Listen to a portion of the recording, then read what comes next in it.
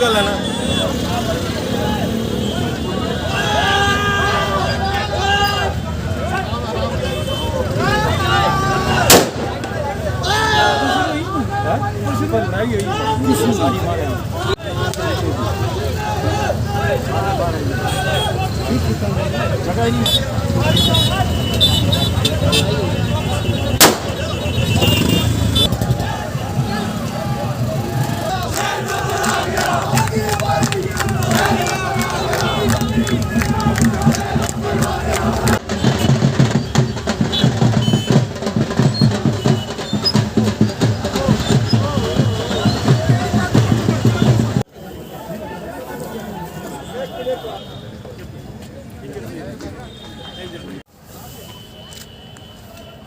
District president Poonch दे विच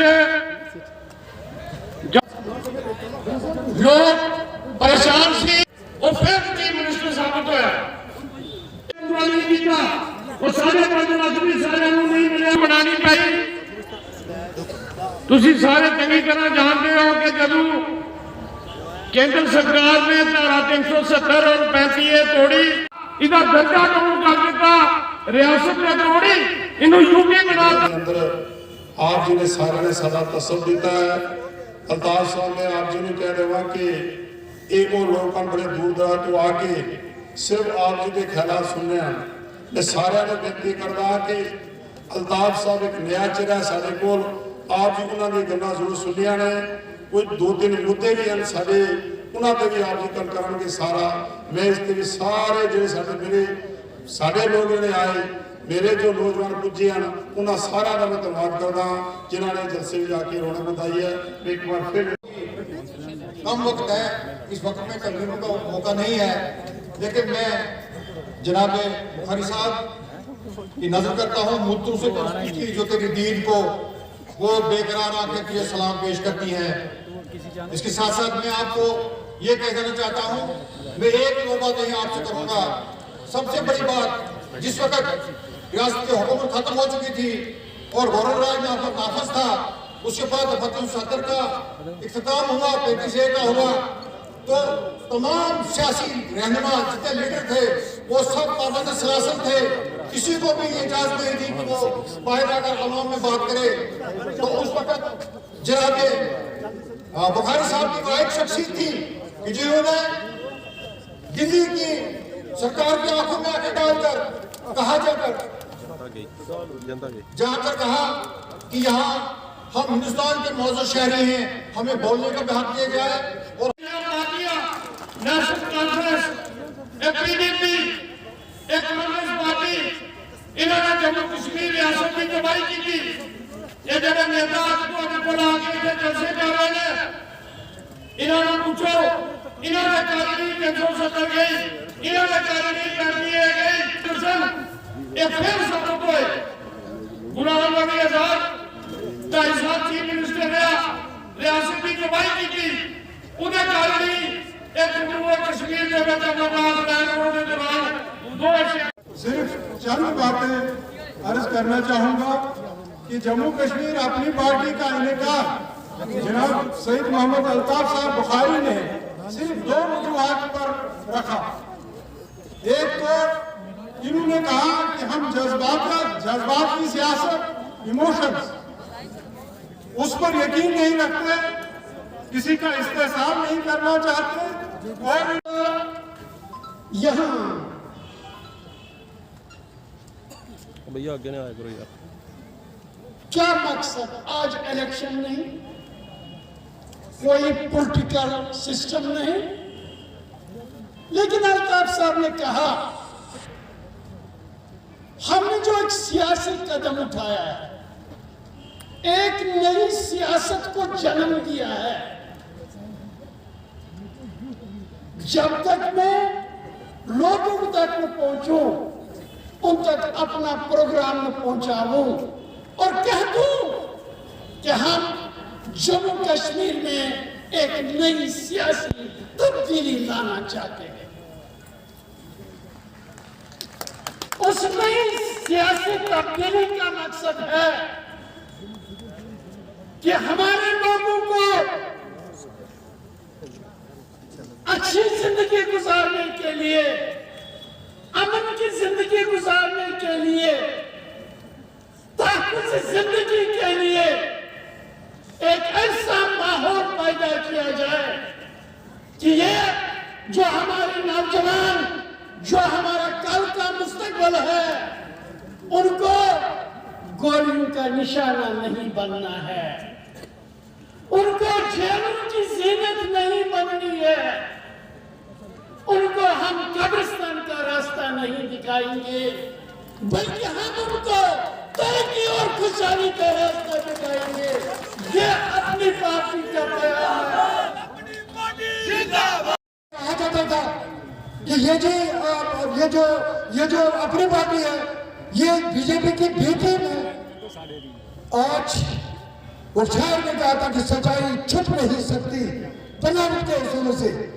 जिस BJP की B team आप कह रहे थे, उन्हीं के साइबर रात दिन यहाँ लगे हुए थे कि अपनी पार्टी का जलसा नाकाम हो। ये साबित कर दिया कि अपनी पार्टी का अपना तशद्दुस है, अपना किरदार है, अपनी इनफरादियत है, और जम्मू कश्मीर के आवाम की जज्बात की तर्जमानी करने वाली जमात है। मैं ये कहूँगा आपसे कि बड़ी मुश्किलात को देखा।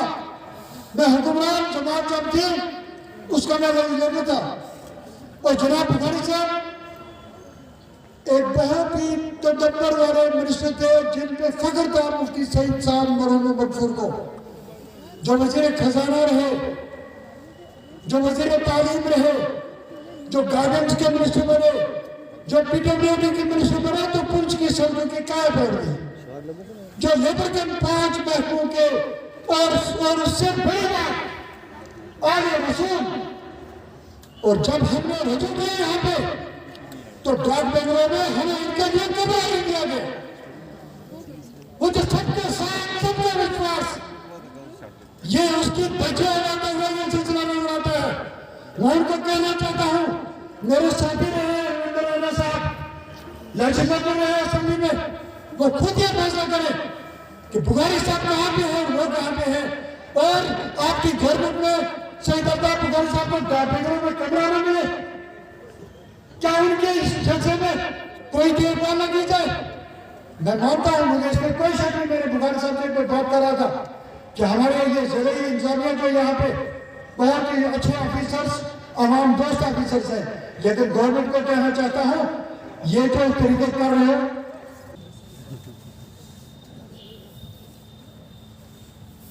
आज यहाँ पुंछ में एक बार फिर आके दिल शादमान हुआ। जब मैंने सियासत शुरू की, जिसे अमली सियासत कहते हैं, तो मुझे इस डिस्ट्रिक्ट का इंचार्ज बनाया गया चेयरमैन के तौर पे। उस वक्त लोगों ने बहुत प्यार किया और तब से ये वलवला था दिल में कि एक बार फिर जाएं, इन लोगों की खिदमत करें और शुक्रिया करें उस प्यार का जो इन्होंने उस दौर में दिया। बहरहाल शाह मोहम्मद सांतरे साहब तो काफ़ी अरसे से पीछे थे कि जलसा करना है, लोगों से बात करनी है।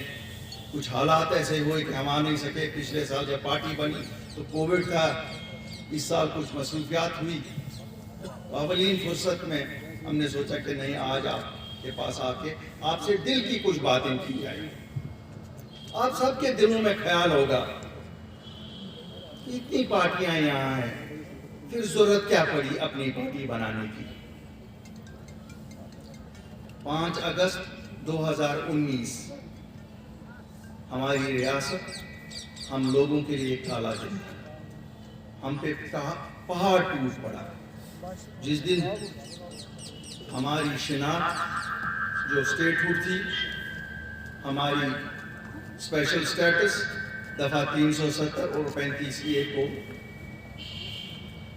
भारत की सरकार ने छीन लिया। पिछले 70 साल में हमें यह कहा गया था ये वो पुल है जिसे कभी भी कोई नहीं तोड़ सकेगा। अफसोस जिन लोगों ने हमें ये धोखा दिया 70 साल, वो उस वक्त कहीं नजर नहीं आए जब हुजूम से कलम पार्लियामेंट में होम मिनिस्टर साहब थे और उन्होंने कहा हम न सिर्फ 370 और 35A खत्म करते हैं, बल्कि जो ये रियासत है इसको भी डाउनग्रेड करते हैं। हिस्ट्री में कहीं नहीं सुना है कि किसी रियासत को यूटी के दर्जे पर लाया गया। जिस तरह सब लोगों को एहसास होता, मुझे भी ये एहसास था कि ठीक है दिल्ली की सरकार ने ये किया, लेकिन जो हमारे लीडर हैं जो 70 साल से कभी चीफ मिनिस्टर रहे, कभी पार्टियों के प्रेसिडेंट रहे और कभी उनके फर्जंद रहे, कभी उनके वालिद साहब रहे, कभी किसी के वालिद रहे, कभी कोई बेटी रही, सब चीफ मिनिस्टर रहे, तो शायद ये अब बाहर निकल के सड़कों पे लोगों के लिए लड़ेंगे। इस 370 और 35A के लिए जिसकी ये हिफाजत और जमानत की बातें करते थे, शायद ये एक इनकलाब पैदा करेंगे और रातों रात इसको वापस लाएंगे, लेकिन ऐसा नहीं हुआ। वो तो खुश हो गए कि सरकार ने उन्हें हाउस अरेस्ट रखा है। उनको तो ऐसा लगा कि चलो भाई जान बची लाखों पाए। शायद उनका मतलब ये था कि उनको जितनी देर बंद रखेंगे अच्छा है, ताकि लोग खुद ही अपने जो उन पे कहर टूट पड़ा है उसका सामना करें। हमारे बुजुर्ग, हमारे नौजवान, बच्चे, सियासी पार्टियों के वर्कर सब गिरफ्तार किए गए थे और हिंदुस्तान के बैरूनी जेलों में। मुझे तो शर्म आती है कि इन्होंने अपने वर्करों को छुड़ाने के लिए कोई पेशरफ्त नहीं की, इन्होंने बात तक नहीं की अपने वर्करों को छुड़ाने के लिए। जब हमने लोगों से मिलना शुरू किया, हम भी अपने घर में ही नजरबंद थे, लेकिन ऐसा भी कोई जेल नहीं था। क्यों, घर कितना भी जेल बनाया जाए, घर ही होता है, जेल नहीं बनता है। तो जो लोग हमें मिले सबका मानना था कि अल्ताफ साहब अब हमारे बच्चों की नौकरियों का क्या होगा, अल्ताफ साहब हमारी जमीनों का क्या होगा। अल्ताफ साहब हमें तो शक है कि भारत की सरकार यहाँ आबादी का तनासुब बदलाना चाहती है। ये एक मुस्लिम मेजॉरिटी स्टेट है, इसको बदलाना चाहते हैं वो। बड़े दिन ये सुनने के बाद हमने कहा कि चलो हमें बाहर निकलना चाहिए, बात करनी चाहिए। अगर आज हम अपने लोगों की बात नहीं करेंगे फिर कब करेंगे? जब मुसीबत लोगों पे आन पड़ती है, लीडर तो उस दिन के लिए होते हैं। हम निकले, कुछ साथी और मिले और एक कारवान बढ़ा। उस कारवान में भी हमने अपनी जगह पहले फैसला किया कि हम नई जमात नहीं बनाएंगे, इन लीडरों को पहले रिहा करवाएंगे। हो सकता है क्योंकि 70 साल इनकी खिदमत हम सब लोगों ने की है, हम इनके पीछे पीछे चले हैं, आज ये शायद हमारे इस मुसीबत के वक्त में कोई ना कोई रास्ता ढूंढेंगे। जब हमने इनकी रिहाई की बात की तो इनका जवाब क्या था? जो साथी हम इनकी रिहाई के लिए गए, इन्होंने अपनी अपनी पार्टियों से उनको खारिज कर दिया। हम ना समझे हमारी खता क्या, हमारे साथियों की खता क्या। काफी सोच विचार के बाद बात समझ में आई, ये तो चाहते ही नहीं कि लोग मुसीबत में रहें, लोग सड़कों पे मरें और इनके महल शायद इसी पे तामीर होंगे। बहरहाल 8 मार्च 2020 को हमने इस नई पार्टी का गठन किया।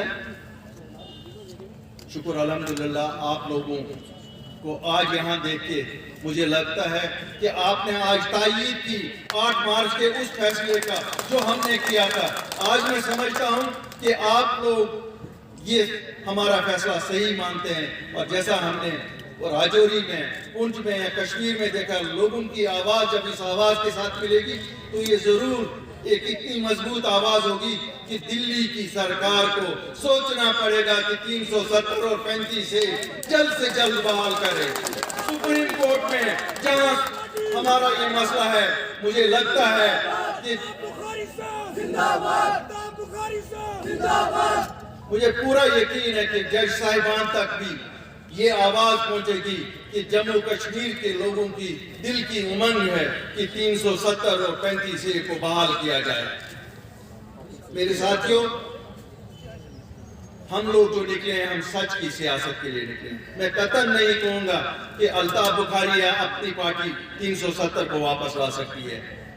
हाँ, हम जद्दोजहद कर सकते हैं, लेकिन वापस देने का मजाल या सुप्रीम कोर्ट है या पार्लियामेंट ऑफ इंडिया है। जब तक ये वापस आ जाए, हम लोगों ने जो लोगों की परेशानियां थी, एक सेफ्टी वैल्यू दिया। मकान जल गया, क्या टीन का शेड नहीं बनाएंगे? बच्चों को सरे आसमान नीचे बिठाएंगे? हमने सेफ्टी वैल्यू लाया। हमने सब नौकरियां यहाँ के बच्चों के लिए रिजर्व करवाई। आपको मालूम होगा, भाजपा की सरकार ने खाली क्लास 4 नौकरियां जम्मू कश्मीर के बच्चों के लिए रखी थी, लेकिन हम लोग निकले। हमने वजीर आजम को कहा, आपने हमारे साथ वादा किया कि सच की सियासत करेंगे। क्या ये सच है कि हमारे बच्चे खाली क्लास 4 के लिए? मैं मशकूर हूं उनका, जिन्होंने सब नौकरियां जम्मू कश्मीर की बच्चों के लिए रिजर्व कर दी। इसी तरह जमीनों का मसला था। एक खौफ सा पैदा किया गया था कि पंजाब से, बाकी जगहों से लोग आएंगे और यहाँ हमारी जमीनें खरीदेंगे। एक हुक्मनामा आया, हमारी सेटिस्फेक्शन पे नहीं है, लेकिन 95% जमीनों का तहफ़्फ़ुज़ तो हुआ ना। एक बहुत बड़ा इल्जाम हम पे लगाया गया था, साहब ये दिल्ली गए, दिल्ली से बात की। अरे मेरे भाइयों, आप बताइए, आप हजरात बताइए, हमारा मसला तो दिल्ली के साथ है। 370 किसने छीना? दिल्ली ने छीना। 35A किसने छीना? दिल्ली ने छीना। स्टेटहुड किसने छीनी? दिल्ली ने छीनी। तो इस्लामाबाद और लंदन और अमेरिका जाके मुझे क्या मिलेगा? क्या मैं और जब हम जाते हैं, क्योंकि हम आम आदमी हैं, मैं एक ऐसा आदमी हूं जो आप में से है। मैं किसी खानदान को नहीं बिलोंग करता हूं, मैं किसी का बेटा नहीं हूं, मैं किसी का बेटी नहीं हूं, मैं किसी का पोता नहीं हूं। हम आम लोग हैं। जब हम जाते हैं दिल्ली मिलने के लिए, तब कहा जाता है एजेंट बन गए, बी टीम बन गए। और जब ये जाते हैं, और शर्म करो, रात की अंधेरे में जाते हो। हम तो दिन के उजाले में गए, हम तो दिन के उजाले में गए और अपने साथ सब साथियों को लेके, 40 साथियों को लेके। आप बताओ, आप लोग 27 जुलाई को वजीर आजम से मिले, माँ बाप बेटा और कुछ खवारी। आपको वजीर आजम ने 27 जुलाई को क्या कहा? आप क्यों नहीं बताते हैं? हमको जो वजीर आजम ने कहा, हम तो हर जलसे में कहते हैं। हमने तो वहां भी प्रेस के सामने भी और प्रेस कॉन्फ्रेंस में भी कहा। आपने क्या बोला और उन्होंने क्या बोला, ये क्यों नहीं बताते हो? अरे खून तो हम लोगों का 70 साल पिया है, ये तो जवाब दे दो। हमें तो हक है, क्यों? हम लोगों ने तो खून पिलाया है आप लोगों को। क्या बोलेंगे? किस मुंह से बोलेंगे? शायद साजिश का हिस्सा ये लोग भी थे। या बताएं हमें, इनको क्या कहा गया वहां? आप देखना, कभी ये जुर्रत नहीं करेंगे कि 27 जुलाई को इनकी बात क्या हुई थी। बताएं ना, किस मुंह से बताएंगे कि हम हाँ करके आ गए? जिसके लिए आज सीना पीट रहे हैं, उसका जब खुद ही हाँ किया। और आप देख रहे हैं, बीजेपी वाले भी हर जलसे में कहते हैं, नेशनल कॉन्फ्रेंस, PDP, अब्दुल्ला खानदान, मुफ्ती खानदान। बाल भी इनका नहीं किया, बाल बेका नहीं इनका करेंगे। 370 गया, 35A गया, इनके मरा वही आज भी जो 370 में थे। क्या यही 370 हटाने का मतलब उनके लिए और हमारे लोगों को कोई आवाज नहीं सुनता? DC के पास जाएंगे, DC नहीं सुनता। थानेदार के पास जाएंगे, थानेदार नहीं सुनता। जो कानून दिल्ली को अच्छा लगता है, अपने हित में लगता है, वो राइज करते हैं। जो हमारे लोगों के हित में, वो राइज नहीं करते। जैसे आपने देखा है कि ये एक तारुफी दौरा है। बेसिकली पार्टी के गठन के बाद पिछले साल तो कोविड में फंसे रहे, फिर इस साल 1-2 बार डिसाइड किया, फाइनली आज आए। हमने कहा पुंछ के अवाम ने हमें हमेशा मोहब्बत दिया है, आज इनको ये तो बताएं ये पार्टी क्यों बनी और इसके पीछे मकासद क्या कार फरमा है। और इनको एश्योर करने के लिए कि जो 370 और 35A हमसे हटाया गया है, हमारी रियासत को जो डाउनग्रेड किया गया है, इसकी हुसूली का रोड मैप क्या है अपनी पार्टी का, इसी सिलसिले में आज हम यहाँ हैं।